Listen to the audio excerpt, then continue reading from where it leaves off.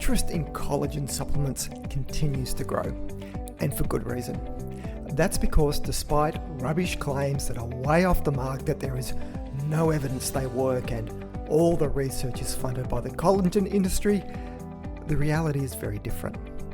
In past podcasts, I've delved into the topic of hydrolysed collagen supplements and skin health, and where there are now dozens of blinded, randomised controlled trials showing a consistent benefit in increasing skin moisture and elasticity and reducing wrinkles, with many of the studies free from any conflict of interest and all supported by plausible mechanisms as to why collagen and not other protein sources can do this.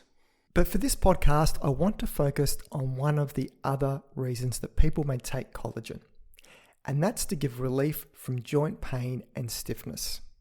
So for this episode, I'm going to focus on arthritis and outline what the clinical evidence says and what unique biological mechanisms could be at play to support a unique effect of collagen supplements. Today, I'm going to dip back into the topic of collagen. Now, this is a topic that I've so far devoted 3 podcasts to, and for good reason, because what the science has to say about some of the health claims, especially around skin health, is becoming more and more of a positive news story. This contrasts with newspaper article after article dismissing it out of hand for a variety of, well, completely wrong reasons, which I'll outline shortly. Now, if you want to get up to speed on hydrolysed collagen in skin health, you can check out the most recent podcast I did on this topic, which I've linked to in the show notes. And then there is a podcast I did recently about the emerging role of collagen supplements in tendon injury repair and recovery. And again, I've linked to this podcast episode in the show notes. So a bit of background summary on the collagen story to date. Collagen is the most abundant protein in our body, making up 30% of our total body protein. Its primary role in the body is to serve as a major structural protein. Collagen is present in many tissues, including tendons, ligaments, cartilage, blood vessels, and of course, skin. The collagen protein is constructed by 3 intertwined amino acid chains. These amino acid chains are largely composed of repeating units of glycine, which is every 3rd amino acid, proline, and hydroxyproline. That last one, hydroxyproline, is unique to collagen and is derived from proline, which needs vitamin C for this to happen. So scurvy is a disease of vitamin C deficiency, and it presents as extremely weak collagen. Collagen, though, is not a single molecule. There are 28 distinct types. The most abundant are types 1, 2, and 3. Type 1 collagen is found in tendons, ligaments, corneas, bones, and skin. Type 3 collagen is typically found alongside type 1 collagen in the skin and blood vessels, while type 2 collagen is mostly found in cartilage. Hydrolysed collagen is the most common form in the supplement market. When native collagen is heated, it denatures to form gelatin. However, gelatin has low solubility, so hydrolysing collagen creates shorter amino acid chains and increases their solubility and absorption rate. When collagen is eaten, it is digested and absorbed into the bloodstream, where both single amino acids and unique dipeptides and tripeptides appear. These small peptides have a unique fingerprint because of the presence of the amino acid hydroxyproline. So remember, hydroxyproline is unique to collagen. So these small peptide fragments only exist in the blood from collagen breakdown in our body or from the collagen we eat. Absorbed collagen peptides not only redistribute to the skin, but can act as signaling molecules, binding to receptors on the surface of fibroblasts. Fibroblasts are skin cells that are major producers of collagen. This receptor binding stimulates fibroblasts to produce collagen, elastin, which is needed of course for skin elasticity, and hyaluronic acid, which is used for water retention. So this is a key point, as it provides a very plausible mechanism by which collagen consumption could directly affect our skin. And similar types of pathways exist in cells that produce collagen found in cartilage and tendons. So, can collagen supplements promote healthy skin? Well, as I outlined in my earlier podcast on this topic, at the time over 25 randomised controlled trials have investigated this question, and the answer is remarkably consistent. Yes. Supplementation with hydrolysed collagen has a statistically significant effect on skin hydration, skin elasticity, skin density, and wrinkles. And many of these clinical trials were independently funded with no commercial conflict of interest from the authors with the collagen industry. Effective collagen doses used in the trials range from 0.6 up to 12 grams per day and normally taken for 1 to 3 months. And not a single one of those studies reported an adverse health problem from taking collagen. But research never stands still, and there has been yet more research since that review. So much so that late in 2023, a new systematic review was published. This new review could analyse 26 randomised controlled trials of oral collagen supplements that looked at skin hydration and skin elasticity. And I'll link to this new review in the show notes. And just like in prior reviews, a significant benefit was seen with almost every study pointing in the right direction for a benefit of some sort. But isn't all the research funded by the collagen industry? No. Of those 26 studies on skin health I just mentioned, 11 had no funding from the collagen industry. Trust me, I checked. Nor did any of the research team report a conflict of interest that they may have had with the collagen industry. And these untainted trials were just as likely to show a benefit as those with industry links. Playing the industry funding card is a lazy form of critical analysis. And sure, you can always find fault with any individual study. But for anyone to claim that there is no evidence collagen supplements work is living in scientific denial. If anything, I am more skeptical of people who dismiss collagen out of hand. Now, that was a valid position maybe over 10 years ago with a limited research base, but not today. And especially when faced with the growing evidence across many different areas where collagen supplements seem to benefit many different conditions. And those dismissive claims that collagen is no different to any other protein you eat, so it can't have a unique biological effect, are just so far off the mark. There is a plausible and well understood mechanism where collagen can have direct effects on collagen production in the body different to any other protein source. And that's because of those unique peptides that are absorbed into the bloodstream after you eat collagen. Okay, that's your lengthy introduction and summary of the main collagen stories so far. Now into the topic of today, and that is what research is saying about the other main area that people may take collagen supplements. And that's for joint health, especially for the condition of arthritis. Arthritis is the swelling and tenderness of one or more joints. The main symptoms of arthritis are joint pain and stiffness, which typically worsens with age. The most common types of arthritis are osteoarthritis and rheumatoid arthritis. Osteoarthritis is characterized by a breakdown in cartilage which covers the ends of bones where they form a joint. Osteoarthritis is more common in women and usually affects people from the age 45 onwards. The parts of the body most commonly affected are the knees, hands, hips, and back. So think of this form of arthritis as more like a disease of wear and tear, causing loss of the protective cartilage. While rheumatoid arthritis is the disease in which the immune system attacks the joints, beginning with the lining of the joints.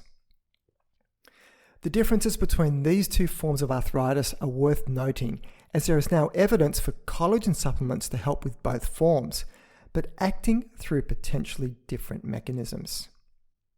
So let's start with by far the most common form of arthritis, and that's osteoarthritis, a condition affecting 1 in 5 Australians over the age of 45. This podcast, though, is not about the current medical management of this painful condition, which centres mainly around pain-relieving anti-inflammatory medications, along with positive lifestyle changes like regular exercise and maintaining a healthy weight. Where the interest in collagen supplements comes from is the fact that cartilage is mostly made up of collagen, in particular type 2 collagen. Contrast that with skin, where type 1 and 3 are the most common forms. But just because cartilage is mostly collagen, does that mean taking collagen will help repair it? Well, if we look at the extensive research already done with collagen in skin health, you can clearly see direct and specific effects of oral hydrolysed collagen on the skin. So it is not a crazy stretch to think there could be some benefit on the joints too. And interestingly, from in vitro cell culture studies, exposing chondrocyte cells, which are the cells responsible for cartilage production, shows an increase in collagen production. So that is evidence of a direct mechanism. Okay, so let's move on to the real stuff of interest and see what clinical trials have to say. And fortunately, there have been quite a few done. Not to the level seen for skin health, but certainly enough to assess the likely benefit. The first collection of this research came from a systematic review published back in 2018. 5 randomised controlled trials involving over 500 people could be analysed, where people with osteoarthritis took collagen or a placebo for 10 to 48 weeks. Arthritis symptoms of pain, stiffness, and physical function were assessed by use of both a validated scoring index scale as well as self-reported measures.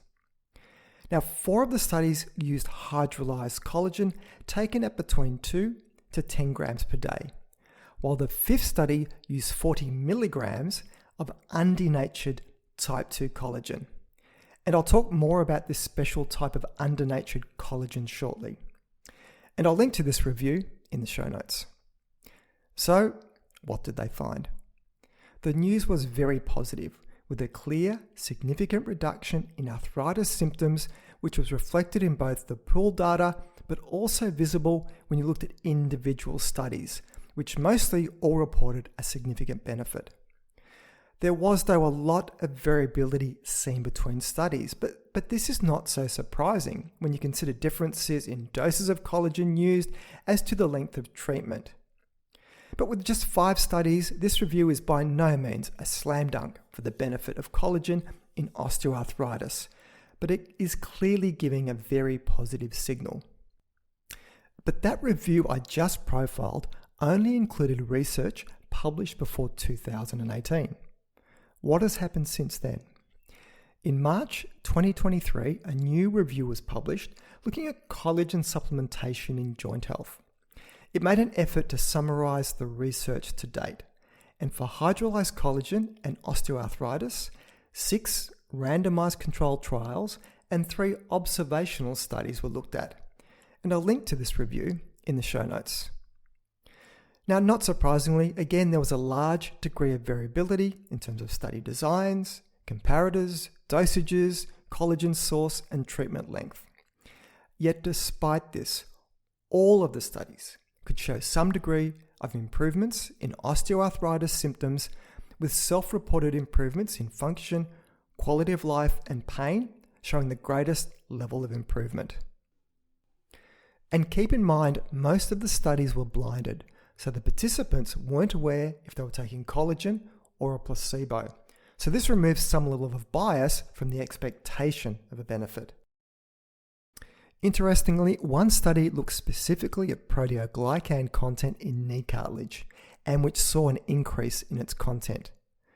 Proteoglycan is used as a proxy measure of cartilage production, so this provides some evidence that collagen supplementation could, and I use the word could, be restoring some of the collagen lost in osteoarthritis.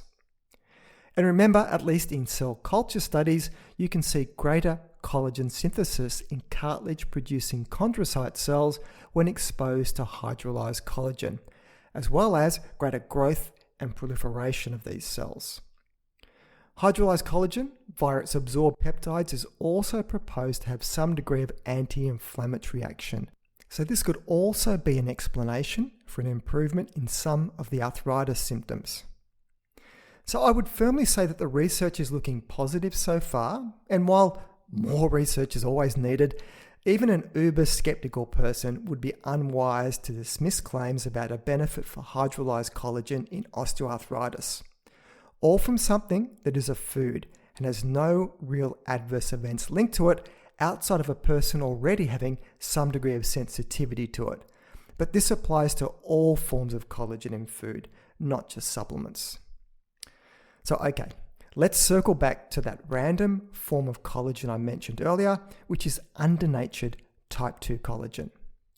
Undernatured simply means the collagen protein hasn't been unwound and degraded, so it is essentially the pure, properly functioning protein without any structural deformation. To isolate this from an animal source needs some very careful treatment because acid, heat, and enzymes are going to destroy the protein. Now, not a problem if you're talking about hydrolysed collagen, as you want the peptides, but undernatured collagen is a different beast. So, why the interest in this form of collagen? Firstly, it is type 2 collagen that is isolated, usually from the sternums of chickens, as that is the predominant form found in cartilage.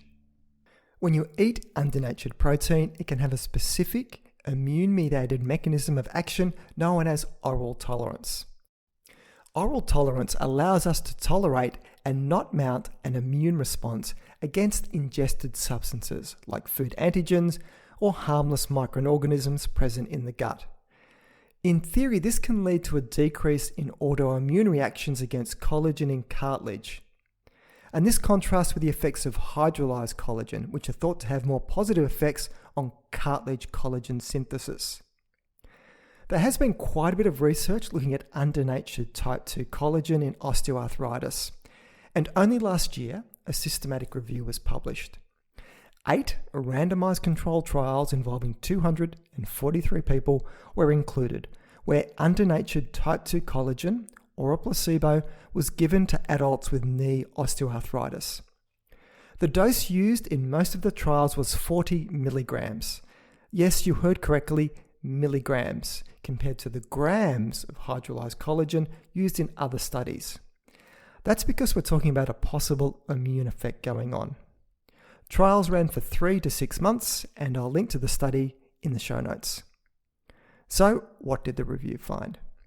From the meta-analysis, it was again possible to see an indication for a benefit with collagen supplementation reducing pain and severity of arthritis. And the study showed a very low degree of potential bias, which is really good to see. And yes, again, there was a lot of individual variability in the studies, but they were all pointing in the right direction for a benefit. Now, don't go looking for undernatured type 2 collagen from your local pharmacy or friendly collagen insta-influencer.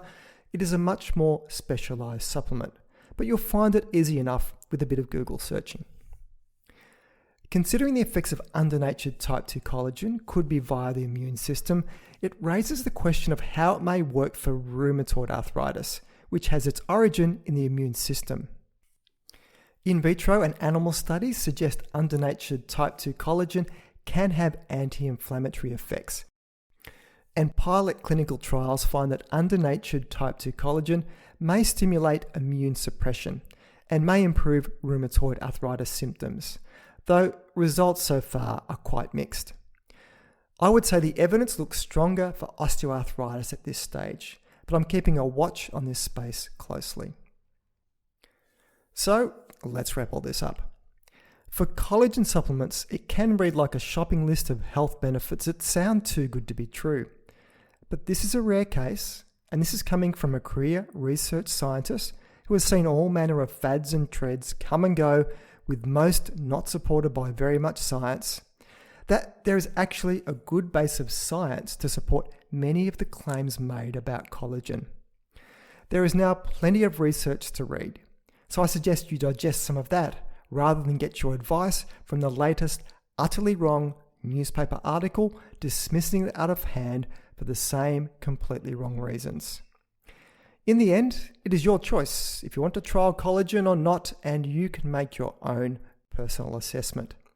As even with plenty of clinical trials to support a benefit, every person's response in those trials was different. So what's my overall assessment of the research evidence then?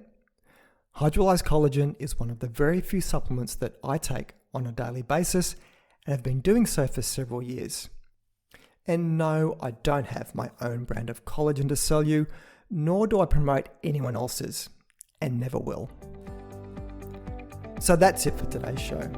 You can find the show notes either in the app you're listening to this podcast on, or else head over to my webpage at thinkingnutrition.com.au and click on the podcast section to find this episode to read the show notes. If you find this podcast of value, then please consider sharing it with your friends and colleagues. This all helps to increase the reach of the podcast, which means a big win for credible, evidence-based nutrition messages and making the world a slightly less confusing place. I'm Tim Crow, and you've been listening to Thinking Nutrition.